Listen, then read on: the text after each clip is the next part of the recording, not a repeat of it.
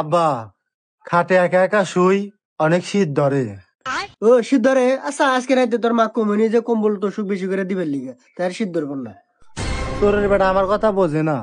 এভাবে কইতেছ যে শরীর বেড়া আমার কথা বোঝে না, তোর তো তাহলে তোর দাদাই হইলো। আর কি করবি ভালো করে ক। আসলে আব্বা, খাটটাও কি বাজানি বড় হয়ে গেছে, পাশে কেউ শুইলে একটু মনে হয় ভালো হইতো। ও এই ব্যাপার। আচ্ছা সমস্যা নাই, আজকে থেকে আমি তোর পাশে হুমুনি। ধুর আব্বা, আপনি তুই আমার কথা বোঝো না। আমার বন্ধুরা সবাই বিয়া করছে, ওরা কয়বারে শীতটাই তো যাইব রে। এ কথা বললি কি আমার ভাল দেখে? আমার কি শীত ধরে না?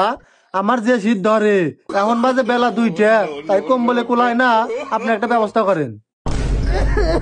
ও এই ব্যাপার। আর তুই কি বুঝাইবার চাস? তুইও বিয়া করবি নাকি? হ আব্বা, এবার বুঝছা।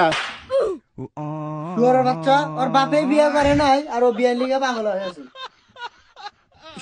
সমস্যা নাই, বছরও শীতকাল কাটানো যায়।